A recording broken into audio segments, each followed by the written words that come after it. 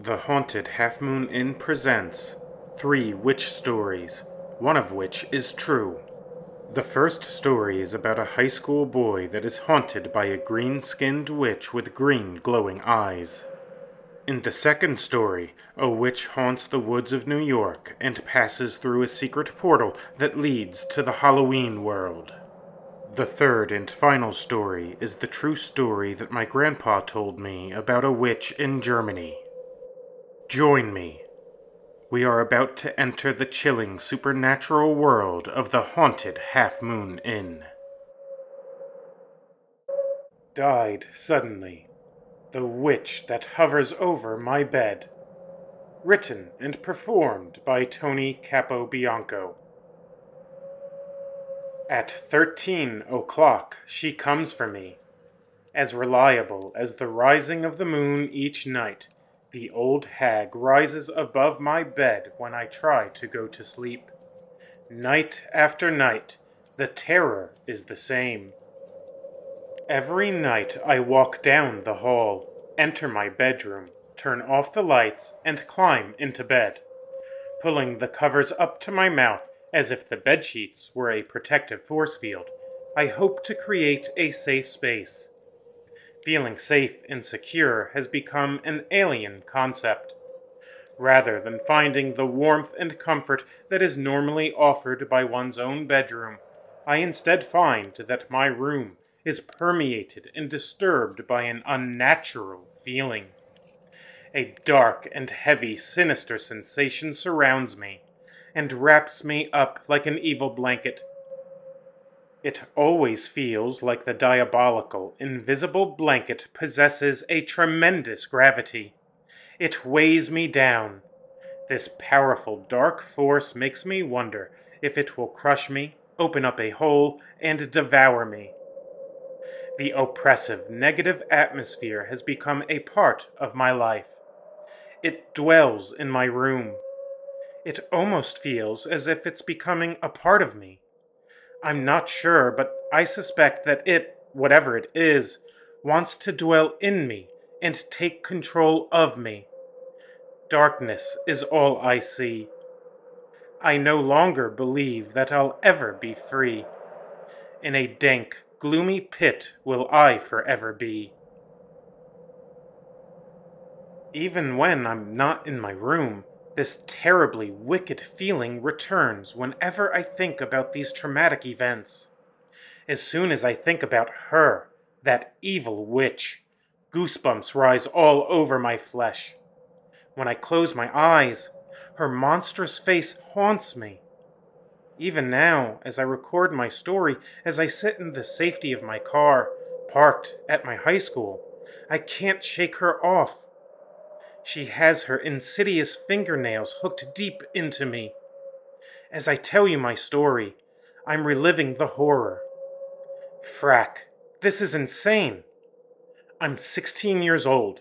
I'm a linebacker on the varsity football team, and I'm perpetually scared. If this continues, I'm afraid that she'll either kill me, or I'll simply lose my mind.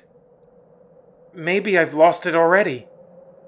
If you saw her, and I hope that you never do, you would be a wreck too. In case the witch does kill me, I'm telling you my story while there's still time. Should I turn up dead, know that the evil hag was responsible for it. The witch always comes at night. When I am lying in my bed and the atmosphere in my room is heavy with fear, that's when she comes. It's always the same. I open my eyes even though I don't want to. I'm afraid of what I'll see, but I'm even more afraid of what will happen if I don't look. That's when I see her face, that horrific face of pure evil. Her skin is greenish and wrinkled. Wearing a black dress or a black robe, it's hard to differentiate in the low light. She floats above the floor, levitating a few feet off of the floor. She floats until she rises above my bed. Once she is above me, merely inches from the ceiling, She hovers there for what feels like forever. Her black, conical hat creates a shadow that looks as though a sword is emerging from her head.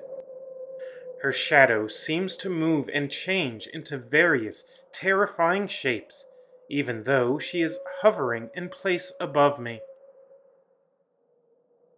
Filled with fear and the deepest dread, I look at her as I tremble. My heart flutters in my chest as my breaths become short and rapid. Her eyes, those awful, glowing, green eyes, stare at me. Her body is humanoid in appearance, and yet alien. Her face is withered, wrinkled, and has a supernatural green complexion. Monstrous. Her appearance is absolutely monstrous. Her flesh not only appears to be rotting, but she smells rotten too. She smells like a dead animal that has been left out for weeks in the hot summer sun. She smells so foul that it causes me to gag. The gagging adds to my anxiety as my throat begins to narrow and restricts the airflow to my lungs. Will I die of fear? Will I suffer cardiac arrest? Or will I suffocate as my throat closes? Being literally scared to death sounds crazy. Yet, my nightly visitations by the evil old witch aren't unique. Throughout recorded history, people have reported having similar horrific encounters. There are centuries of documented cases where an old hag sits on the chest of people as they try to fall asleep at night. Victims report finding it to be difficult to breathe as her weight sinks down on them. Modern psychology purports that these are nothing more than the phenomena of night terrors and sleep paralysis.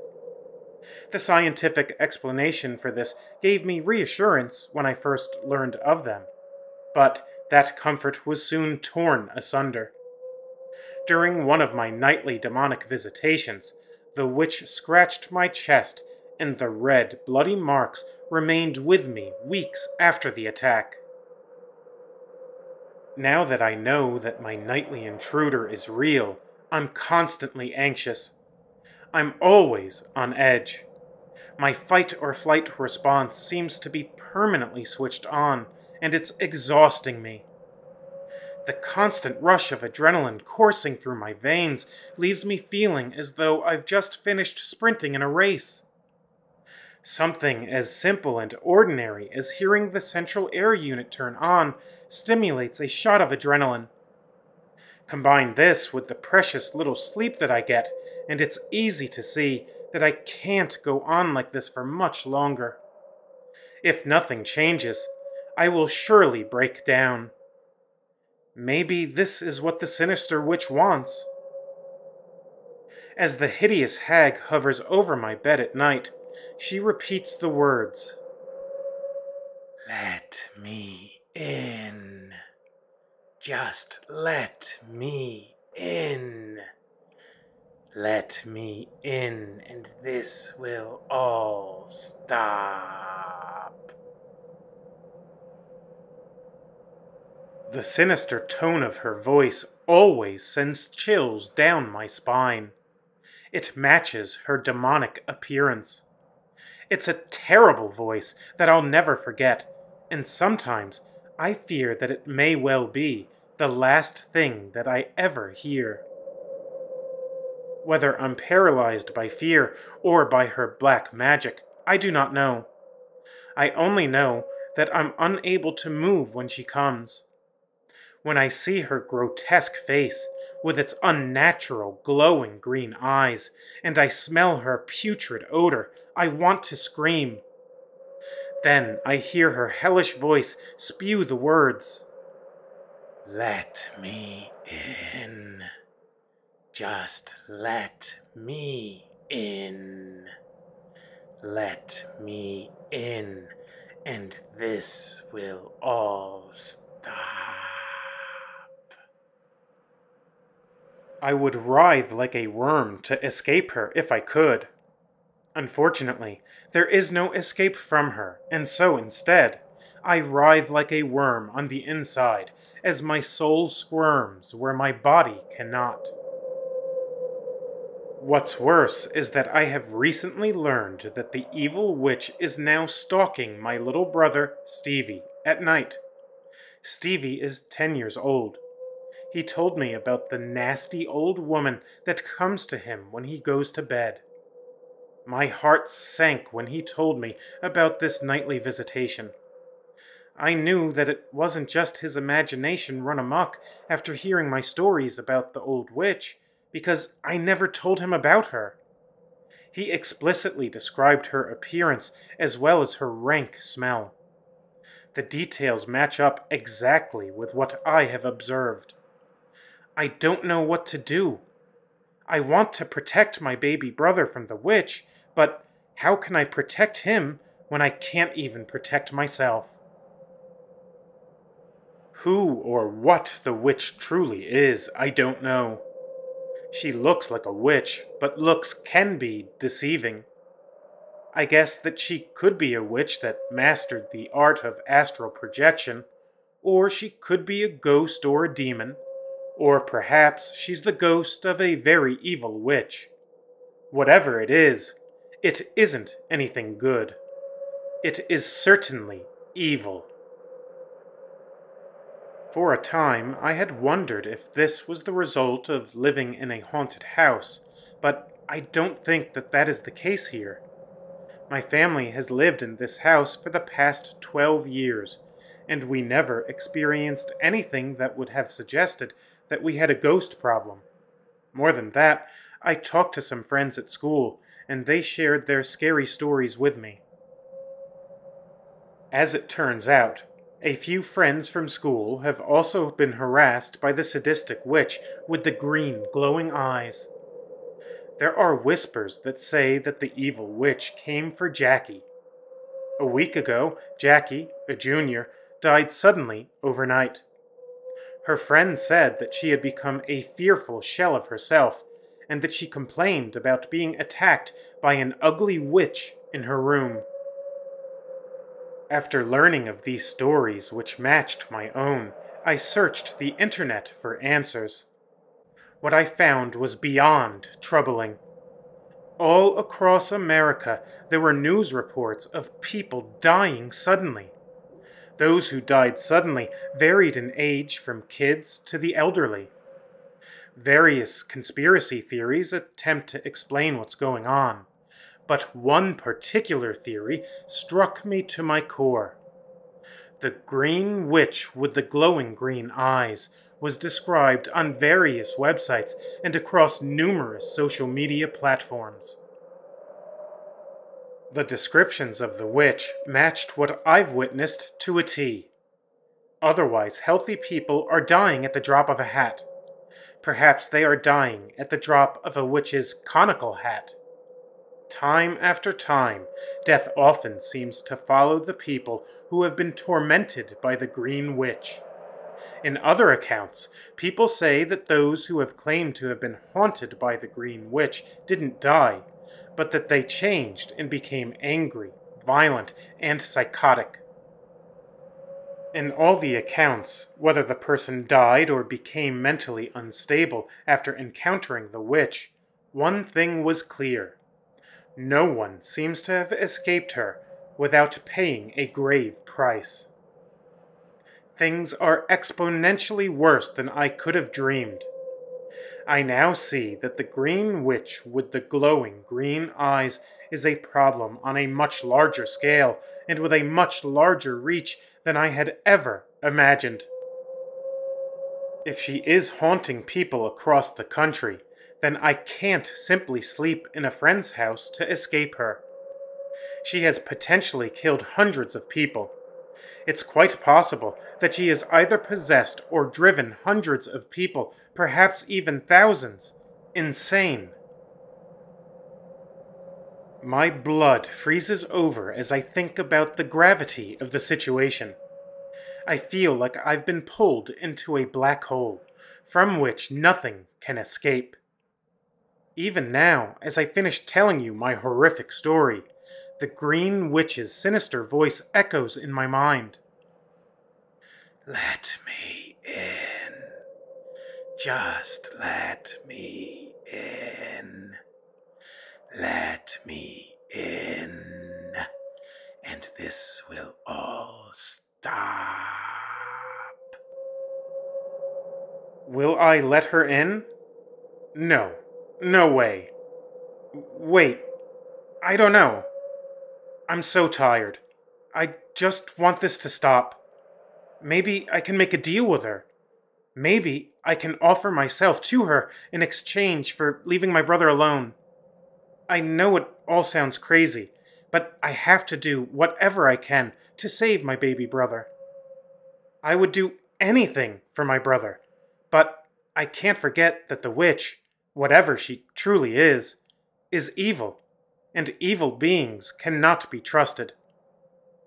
Making a deal with her is foolish. If I could just get a good 10 hours of sleep, I would be able to think much more clearly. Time for me to get back to my house. What would you do if you were in my place? I pray that you never receive a visit from the Green Witch with the glowing green eyes. If I die suddenly, please don't forget what I've told you. I will do everything I can to fight the evil old hag and survive. But if I should die trying, know that it was no accident or some natural cause. Share this story, and maybe we can figure out the answers together. The truth is out there.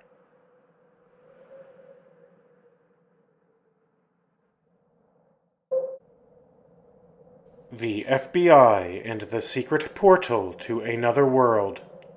Written and performed by Tony Capobianco. Reports of a witch had caught the eye of the Moon Mist Division. Several witnesses had claimed to have seen a woman dressed like a witch hovering through the woods.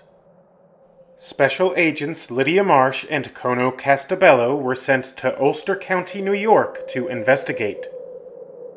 A year had passed since the two agents had met following the terrible events of the massacre at the Coffin Falls police station. Since then, Agent Castabello had been studying and training in the ways of the Kaibo. As the two agents arrived to the forest where a witch had allegedly been sighted, they took note of the fog. A strange fog which seemed to glow covered the forest. The agents were well aware of the fact that the appearance of a bizarre fog often coincided with reports of the supernatural. The agents had encountered this ominous fog in places where vampires or some other supernatural being had settled down or nested for an extended period of time. The ethereal fog seemed to have grown denser as Agents Marsh and Castabello entered deeper into the woods. Agent Castabello pointed toward a tree branch and said, "Hey, take a look at this." While attentively observing the peculiar handcrafted objects made of sticks dangling from a tree branch, Agent Marsh said, "Yes, very interesting. This is the work of a witch. She's been very busy. These Fluchwatten are dangling from many of these trees." Fluchwatten are handcrafted objects that have had a curse or a hex placed on them. Witches often shape these objects into pentagrams or various occult symbols.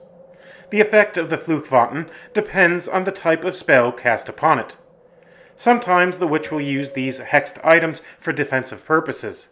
Other times they are used to attract potential victims to the area. They are commonly used to instill fear. Agent Castabello knelt to the ground as he discovered what appeared to be a crude altar surrounded by various animal bones. As he used a stick to investigate, he said, "We're close. This is definitely a dark altar. It looks like some of these sacrifices were made recently. The witch isn't far." Agent Marsh took off her backpack, opened it up, and took out steel shackles. Engraved symbols covered the shackles. These special symbols gave the shackles the power to bind a witch and prevent her from using magic. The tricky part, however, was getting the shackles on the witch and safely securing her. Cackling was heard in the distance. Agents Kono Castabello and Lydia Marsh stood back to back. The fog made it difficult to see further than 10 yards. A foul wind began to blow. The fog took on a greenish glow. Emerging from the greenish fog, the witch had arrived. The witch was floating in the fog. It was a chilling sight. She didn't appear to be old or ugly. On the contrary, she looked young and beautiful. As the witch began to say a spell, she started to choke. Agent Castabello was extending his right arm toward her as he closed his hand into a fist. He was using a telekinesis skill that he had learned. He was squeezing her throat from a safe distance. Agent Castabello continued to choke her as he used his Kaibo abilities to bring her to the ground. Once brought to the ground, Agent Marsh ran over and bound the witch in the witch-proof shackles. With the witch safely restrained by the shackles, Agent Castabello stopped using the Kaibo choke power. The witch gasped for air. After she had caught her breath, her eyes grew wide and her mouth was agape. She was confused and in complete shock. Looking at Agent Castabello, the witch said, "What is the meaning of this? How do you have the Kaibo choke power? I have heard that the Kaibo have been dead for many centuries." Raising his eyebrows, Agent Castabello answered, "Well, lady, you heard wrong. Didn't anyone ever tell you not to believe everything that you hear?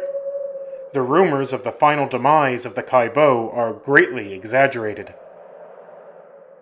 The two agents escorted the witch to their car, and they then drove back to Moon Mist headquarters. This top-secret government facility is located in the Hudson Valley. Hidden deep in a forest that was marked as private property, the facility went unnoticed. The appearance of the property was unremarkable.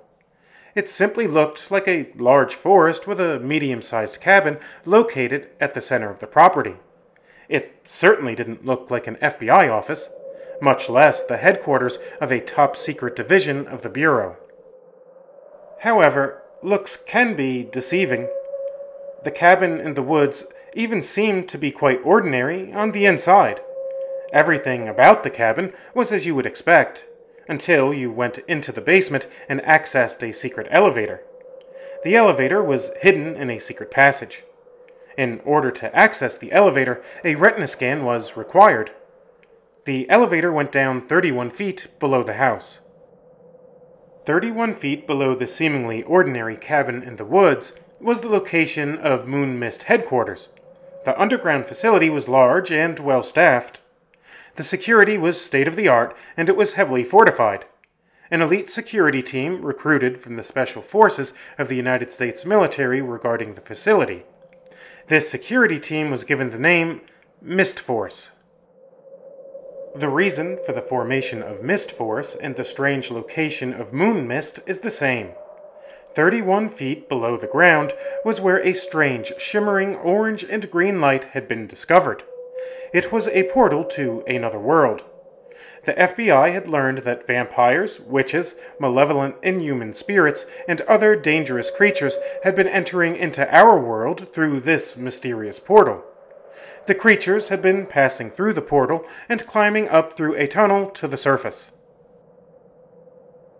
After the FBI had confirmed this, the U.S. government quietly built Moon Mist headquarters around it. The secret portal to another world was located at the center of the underground facility. Steel and concrete walls were erected around the portal, and a bulletproof glass enclosure was erected inside of that outer barrier. The fortified glass enclosure was intended to provide a measure of safety for observational purposes. Although monstrous creatures from another world had been able to come and go through the portal and pass between worlds, no man had been able to do the same. The greatest minds hadn't been able to find a way to get a drone through the portal. Moon Mist had to figure out a way to break through the portal. They needed to see what was on the other side. Beating an enemy is heavily reliant upon gathering intelligence. They also figured that if they could learn the secrets of how the portal works, then maybe they'd be able to close it down. It was for these reasons that the FBI sent out agents Kono Castabello and Lydia Marsh to capture and bring back a witch. The witch was brought into the Moon Mist facility and secured in a room by agents Castabello and Marsh. The security of the residents of the Hudson Valley, and possibly of the entire planet, hinged upon what would happen next. The interrogation was about to begin. The enchanted shackles remained on the witch as she walked around in a padded room with a two-way mirror. Agent Marsh entered the interrogation room first. Agent Marsh sat down and said, "I'm Lydia. I can help you. You have a choice. You can answer a few questions, and I can give you access to a portal to take you back to your world, or you can refuse to cooperate and rot in a prison cell." The witch grinned and said, "Why would I trust you?" Lydia answered, "We could have killed you rather than bring you here. We could have made you very uncomfortable on your trip here, but instead we've treated you more humanely than you probably deserved." The witch looked at her shackles and said, "You call these barbaric chains hospitality? You only kept me alive because you want me for something. What's to stop you from killing me after you get the answers that you need? What's to come of me once I'm no longer of use to you?" Lydia smiled and said, "Those are wise and fair questions. Honor and human decency are the reasons that we won't betray an arrangement with you. That is, as long as you honor your side of the deal, then we'll honor our side of the bargain. I understand that witches enjoy making bargains." The witch squinted her eyes and responded, "Yes, we do love a good bargain. I suppose that it wouldn't hurt to hear you out. What kind of answers do you want?" Lydia folded her hands together and asked, "How did you get through the portal? Why won't the portal allow us through it? What can we do to open the portal?" The pretty witch tapped her fingers against the table and said, "Are you crazy? If the rulers of my world learned that I taught you how to cross over between dimensions at will, they'd ensure that I'd receive a fate worse than death." Lydia softly bit her lip and said, "No one has to know that you helped us. We'll keep it a secret. You can have your freedom in the place that you belong." The witch leaned forward and replied, "They will know. They always find things out. They have eyes and ears all over the place. As for my freedom, why do you think that I came here? I wanted to be free from the tyranny of the ruler of my world. I came here and I've harmed no one. I might have offered a few animal sacrifices as part of my religious practice, and I might have seduced a few young men, but I haven't hurt anyone." Lydia raised her eyebrows and said, "That's very interesting. If what you say is true, why did you scare the people that you encountered in the woods? Why did you try to attack my partner and I today?" The witch smirked and answered, "Is it a crime to play a trick on someone? Can a girl have some fun? I didn't hurt anyone, and I didn't intend to kill you or your handsome partner. I was simply trying to have a laugh and scare you away." Lydia got up out of her chair and said, "If you don't want to help us, and if you really don't want to go back home, then I think we're done here." Agent Kono Castabello entered the room, sat down, and said, "Hello, my name's Kono. What's your name?" The witch smiled as her eyes grew large and answered, Hi, Kono. My name's Annabelle. You really are charming, even when you aren't Kaibo choking me. Kono briefly brushed his right hand through his hair and replied, "Oh, that. Yes, it was a necessary precaution. People with your abilities can be very dangerous. In fact, we hadn't previously met anyone or anything friendly from your world. I'm sure that you understand." Annabelle twirled her long blonde hair with her left hand and said, "Let me tell you something, dearie. There are a lot of bad beings in my world, but not everyone is evil. Many people, such as myself, are oppressed. Those of us who don't hurt other creatures unnecessarily and don't try to gain power at all costs are treated like pawns to be played with. We are social outcasts. Some of us, who are not evil, have escaped through an interdimensional portal and lived quiet lives here in your world. People like that wouldn't have drawn your attention." Kono inhaled deeply and replied, "There are others like you? Are there a lot of beings from your world who don't like the ruler?" Annabelle answered, "Oh yes, there are many who, like me, desire to be free." Kono leaned toward Annabelle and said, "Why don't you fight back? Why don't you join forces and fight for freedom?"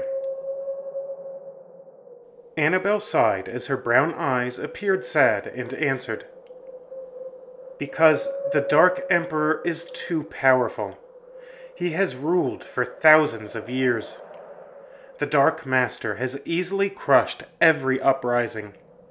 He doesn't only torture and kill those involved in threatening his power, but he also wipes out the neutral family members along with their entire villages. He is pure, unadulterated evil. I believe that in your world you would call him the devil incarnate." Kono's eyes grew wide as he gently placed his right hand on Annabelle's folded hands. He then said, "That is truly terrible. I'm very sorry to hear that. It sounds like you and I are on the same side. I think that we might be able to work together. Let me get back to you in a little bit. It's been nice to properly meet you, Annabelle. Oh, and I really am sorry for the way our first introduction went down earlier this afternoon."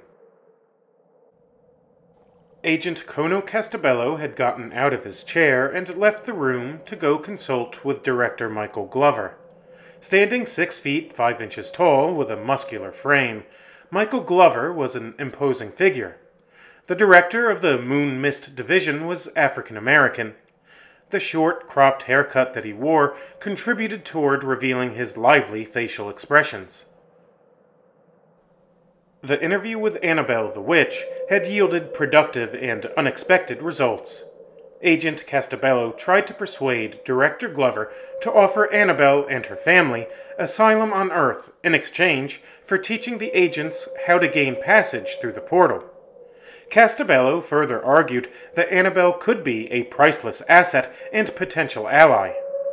Her knowledge of the alien world on the other side of the portal could offer them the kind of intelligence that they had long desired. More than this, Castabello saw the possibility of forming an alliance with the oppressed and exploited beings in the monster dimension. Director Glover cautiously agreed with Agent Castabello's view. The director was willing to offer Annabelle and her family trans-world asylum, provided that she cooperated with Moon Mist Division. Upon hearing the details of the deal being offered, Annabelle accepted. October 31st, 2022 was the historic day that Moon Mist Division sent a small team through the portal. The team was given 2 objectives to complete. The first objective was reconnaissance. The Moon Mist team was commissioned to stealthily obtain information about the land, its inhabitants, towns, and about the rulers of the realm. The second objective was to locate and bring back Annabelle's mother and sister.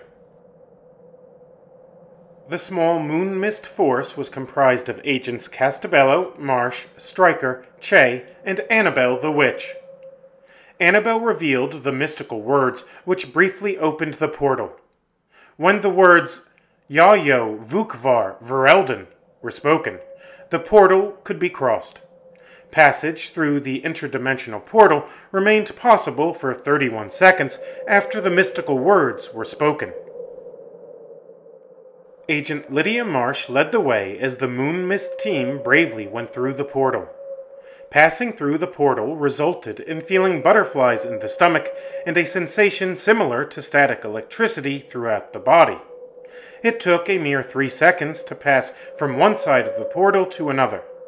Once through the gate to another world, the travelers felt what they dubbed the portal rush. The rush was attributed to the body's release of endorphins. Once through the portal, the Moon Mist team found themselves in a dark cave. Only a faint reddish light emanating from the mouth of the cave kept them from being totally enshrouded by darkness. As they cautiously moved toward the red light, they came to the mouth of the cave. A brilliant waterfall flowed down into a lake. The cave was hidden behind the waterfall. The red light had been caused by a red sun.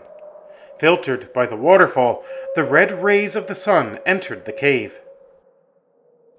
Annabelle led the team out of the cave and around the ferocious waterfall as they walked over a rocky ledge. Unlike the blue sky of Earth, the sky here was crimson. The horizon was as a candle dipped in blood. Cotton candy-like clouds floated low on the horizon. The color of these clouds varied from gray to black to orange to green. The skyline was truly remarkable. Agents Castabello, Marsh, Stryker, and Che explained it as a terribly beautiful and ominous sight. The sun, clouds, and sky weren't the only remarkable things. As the Moon Mist team traveled over the rocky ridge, they noticed that they felt lighter and that they could jump higher. Gravity was apparently considerably weaker here. Perhaps this played a role in the size of the living things here in this strange world. Some of the trees and creatures were enormous. The team was amazed by the gargantuan size of some of the trees that they saw.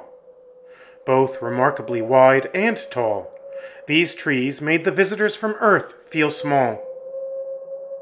The spectacular display of the foliage was breathtakingly beautiful. Both the hulking trees and the small trees were adorned with leaves colored in various shades of red, yellow, and orange. This display wasn't seasonal. The leaves appeared like this all year round. Much like vampires, the foliage seemed to remain in an eternal living dead state. This world contained an untold number of mysteries. The team, on the Council of Annabelle, were dressed in gray and black hooded robes. This was the usual attire here, and the team needed to blend in. As the agents headed into a forest, they noted the strange glowing fog. Just as they had routinely encountered on Earth in places where supernatural creatures nested, the fog here glowed with white, orange, and green hues. Yet again, they found that the things of this mysterious world produced a sense of both beauty and terror. Walking through the forest, Annabelle turned to Agent Castabello and said, "Kono, remember what I told you. Do not use your Kaibo powers unless absolutely necessary. If you do have to use them to take out an enemy aggressor, you must kill them and make sure that there are no witnesses. If word got out that the Kaibo are not extinct and that one of them is here in the hallowed Nok-Drakun realm, then our plans would be for naught. No creature here can know about us. We have to be stealthy, have a quick look from a safe distance, get my mother and sister, and get out of here. If we fail, if we are discovered, then the Dark Emperor will not allow us to leave, and he will accelerate his plans of the conquest of Earth. Trust me when I tell you that your world is not ready for that. Agent Castabello placed his right hand on Annabelle's shoulder and said, I understand. If we follow your instructions, then we have a chance to go unnoticed and pull this mission off. We don't want the Dark Emperor to place security guards around the portal. So long as he doesn't know that we have learned how to cross over between worlds, then he will continue to believe that we are in the dark and pose no threat to him here. Walking through the forest, the group came across a 40-yard web with a 10-foot-long spider at the center. The spider was black, with red markings in the shape of a human skull on the back of its abdomen. If it was nighttime, they might have walked right into the web. Even in the daytime, the fog made it difficult to spot the gigantic spider web. They carefully walked around the perilous trap and moved on. Annabelle's family lived nearby in the small village of Bats Grove. Agents Castabello, Marsh, Stryker, and Che would stay behind near the edge of the woods, while Annabelle would go to the village alone. The homes of Bats Grove were quaint and looked as though they came out of a fairy tale. This world, however, was no happy fairy tale. It was a realm of living nightmares. About 30 minutes after Annabelle had gone to meet her mother and sister, screams were heard. Voices crying out in pain arose from the village. Alerted by the screeching, the agents looked on. Several vampires were terrorizing some of the villagers of Bats Grove. 2 male vampires restrained 2 green-skinned men. The third vampire, a female with red hair, assaulted a mother and daughter. She toyed with them as a cat toys with a pair of mice. The agents began to move forward until Castabello assertively but silently signaled them to stop and remain still. Castabello was fighting off the burning desire to intervene and stop this disgusting assault. Every fiber of his being burned with a fire that could only be put out by justice.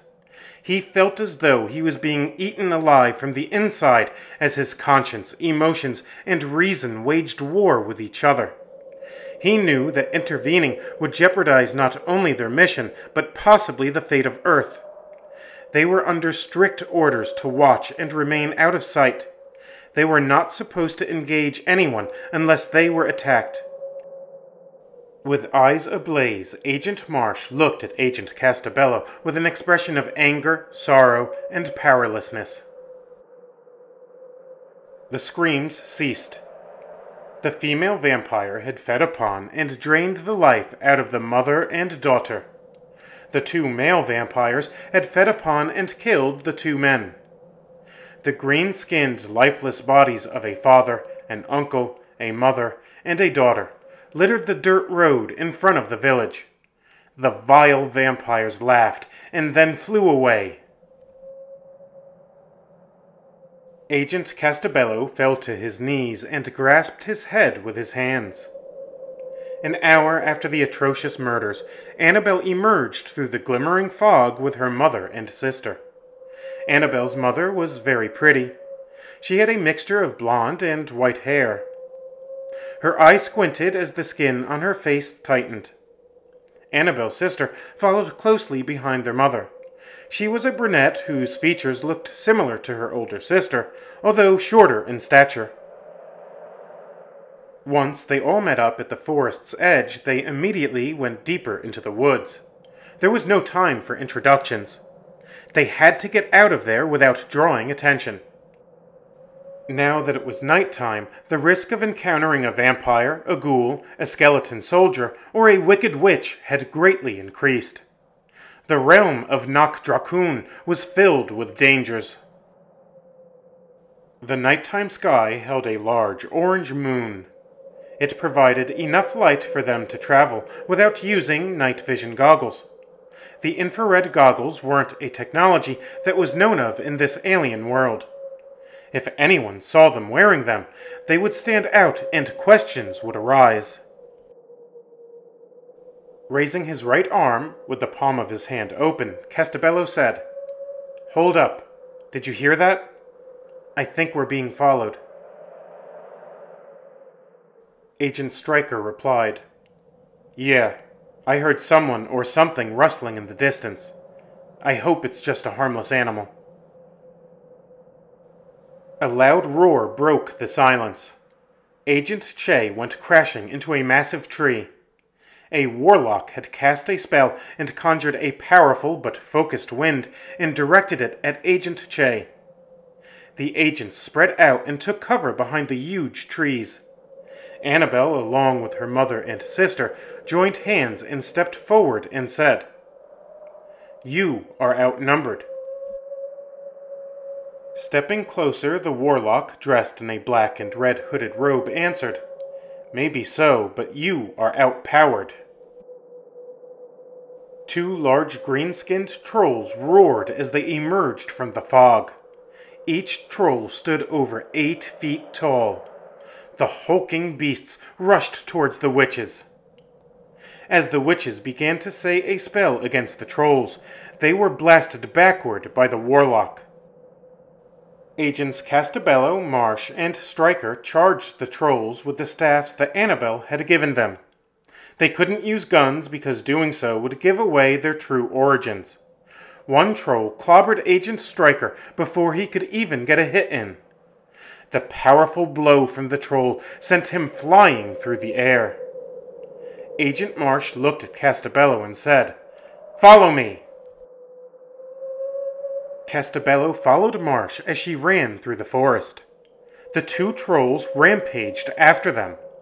The warlock watched on, laughed, and bellowed, Cowards! You're no match for me! The trolls knocked over small trees and bushes as they charged after Castabello and Marsh. Loud thuds rang out each time the feet of the trolls hit the ground. It sounded like dinosaurs were crashing through the woods. What chance did the agents stand if they couldn't use firearms, and if Castabello couldn't use his Kai-Bo powers? Certainly they would need a more powerful weapon than a wooden walking staff. These trolls were enormous. Faster and faster, Marsh and Castabello ran. It seemed to be of no use. The trolls were only a step or two behind them. The trolls were about to rip them apart limb from limb, when suddenly Marsh cut to her left and said, Dive to your left, now! The trolls were suddenly stuck in place. They had run right into a massive spider web. The gargantuan spider descended and bit the first troll. Then it bit the second troll. Each bite delivered a large and lethal dose of poison. The trolls were dead within minutes. The black spider with the red mark of a human skull on its abdomen then wrapped the trolls up so it could feed on them at its leisure. Annabelle and her family had risen to their feet and set their focus on the warlock. With their hands joined, they cast a spell that entombed the warlock in ice. The witches then said another spell, which shattered the warlock into thousands of tiny pieces. On this particular day, the Moon Mist team was fortunate. Agents Stryker and Che had only been knocked unconscious. They hadn't used any technology from Earth, and Castabello hadn't used his Kai-Bo powers. Not only did they survive and kill the warlock and his trolls, but they did so without drawing the attention of the Dark Emperor. The first mission to the Dark Realm of Nok Drakun had been a success. At last, they had learned how to gain access to the mystical portal to another world. Additionally, the adventure had permitted them to map out some of the strange new world and to retrieve Annabelle's family. No longer would they be forced to always fight defensively. It was now possible for them to carefully plan on returning to what they dubbed the Halloween Dimension. Soon, they could take the fight to the dark powers that threaten humanity. The following is based on a true story. It's a story that my Opa means grandpa in German, believed to be true. It's about his father, my great-grandfather Carl. Christina Zorn, member of the Spooky Squad, will share this encounter of alleged witchcraft in pre-World War II Germany. Did this scary story really happen as described? Or is it an example of old-world superstition? You decide. Tales from the Haunted Half Moon Inn presents A Witch in Germany. Leaning forward and looking out the window as thunder boomed, Christina began to tell her story. Have you ever had a premonition? Did that premonition come to pass? Have you ever felt like you or someone that you knew was cursed? If so, then do I have a story for you. The person who told this story to me believed it to be true. The following supernatural events were passed down by the family of Carl. The time was pre-World War II in the early 20th century. The place? Legerdorf, a small town in Germany. It was an old, cute, and rustic countryside made up of quaint little farms. This place looked like it came out of a storybook. The Industrial Revolution may as well have been a fantasy from a wild science fiction novel as far as the lives of the people of Legerdorf were concerned. The bleak, mechanical destruction and smoggy pollution of nature produced by large cities hadn't touched this pristine countryside. Not all was as idyllic as the outward appearance seemed. Hidden amongst the townsfolk were unseen forces and powers. This was a place where witches, ghosts, and curses dwelt. The modern world may have largely dismissed such things as antiquated superstition, but the good people of Legerdorf continued to live and believe as they had always lived and believed, or at least as they had for as long as anyone could remember. Carl was a man in his 30s. He was average size, 5'8". He had brown hair and a prominent nose. Hard physical labor had made him stronger than his average build might have otherwise suggested. He had spent time laboring in a cement factory, laying railroad ties with his son Max, and he eventually became a fisherman. Fishing journeys took him from the Atlantic Ocean to the Black Sea. Some family members said that Carl had spiritual gifts. One of these apparent gifts was the gift of premonition. These spiritual gifts saved his life, and they also helped him when he faced a witch that was terrorizing his town. One day, Carl had a very strong feeling that resonated deep inside of him until it crashed into his consciousness as an ocean wave crests and then crashes onto the shoreline.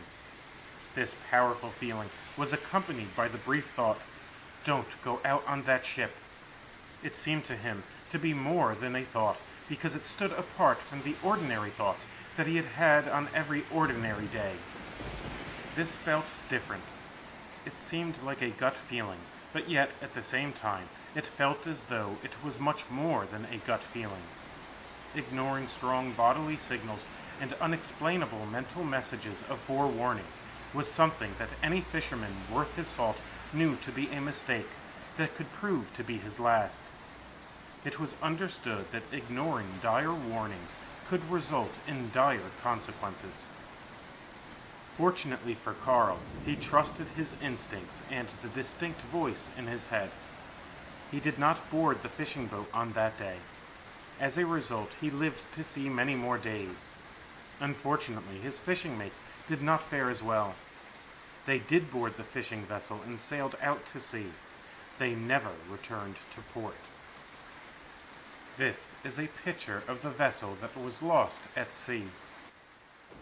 No one ever heard from them or the ship again. Tragically, the crew perished. These spiritual sensitivities enabled Carl to help his town with supernatural problems. Farmers and the people of Legerdorf were highly dependent on the land and the farm animals. If the crops didn't produce, or if the livestock became sick and died prematurely, then the people would suffer. This was a time before giant grocery store chains sprawled across every part of the country. Germany, in particular, suffered greatly after World War I. Life was hard for the average German. It was no surprise that the people of Lägerdorf became very concerned when livestock began to act very strangely. Farmers noticed that their pigs suddenly stopped eating. The pigs would appear to be very hungry as they approached the feeding trough to feed, but they would jerk away from the trough. It was observed that the pigs desperately wanted to get to the food trough, but they squealed in pain, as though an unseen force or an invisible wall prevented them from reaching it. If this unexplainable behavior continued, the pigs would die. Neither the farmers nor the people of the town could afford the loss of such a large number of livestock. Another strange occurrence began at the same time that the pigs began to starve themselves. A little 10-year-old girl had begun to scream every night as she laid in her bed. After the first night, the girl told her parents that she had been violently attacked after she went to bed. When the little girl's parents asked her who had assailed her, she replied that it was a witch, an old hag. She explained that this hideous hag came through the window and then repeatedly hit her. Visible bruises and cuts confirmed that something bad was indeed going on.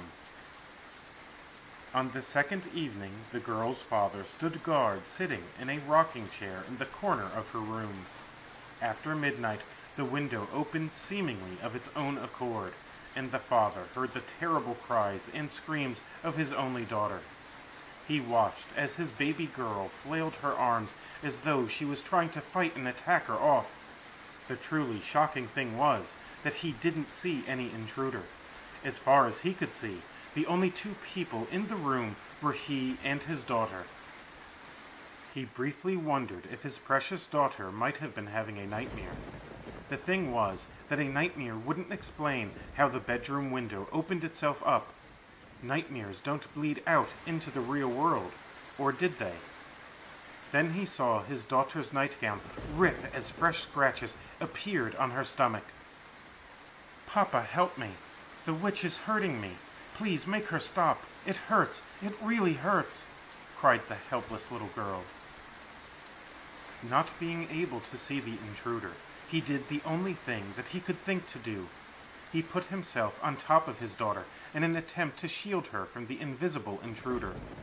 White heat scorched his back as it felt like long, sharp nails raked down his neck and back.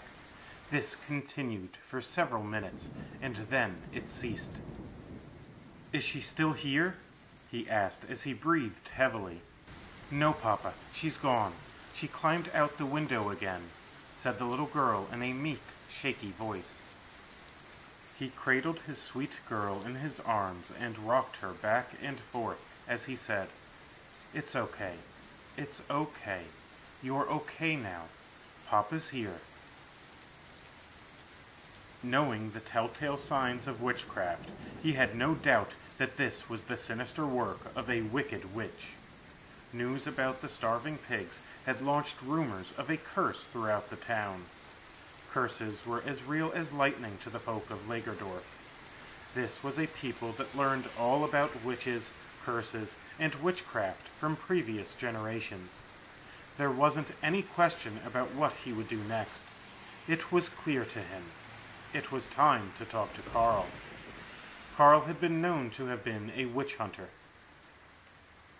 After having been told about the frightful supernatural events afflicting the innocent little girl, Carl assured the family that he would help them. He vowed to defeat the witch and protect the girl. "Who has a quarrel with you?" asked Carl. "Nobody. I can't think of anyone that I have wronged," answered the girl's father. "Maybe so, but often it is sufficient for a person to merely perceive that you have wronged them in these kinds of cases," Carl responded. "So this is because of something that I don't even know that I did?" questioned the girl's father in a frustrated tone. "Don't know yet, but that is a possibility." There is no doubt that this is the malignant work of a witch. Witches are vain, jealous, insatiable, and consumed by anger. Has a woman made a romantic advance towards you? Questioned Carl as he squinted his eyes. Oh, well, now that you mention it, Frau Olga did ask me if I'd show her a good time, and I playfully said, yeah, if I met you when you were young. But I thought we were joking. I'm married, and she is older than me. Yes, that is a likely possibility. If she is a witch, she would undoubtedly take great offense to such a comment. But worse than that, a witch would view your response as an invitation. Worst of all, a witch who is powerful enough in the dark arts might even see your playful quip as the design to make her desires come true, Carl explained in a somber but curious tone. I'm sorry. I don't think that I'm following what you're saying. How could my little joke that was said in passing serve as a plan for her? A powerful and knowledgeable witch can steal the vitality from children. Such a witch could siphon the life force off of a virgin. The innocence of a child is something that is highly coveted by witches. They yearn to restore their youth. They crave sensual pleasures. I'm afraid that this wicked witch may want to drain your daughter's vitality and transfuse it to quicken her, explained Carl.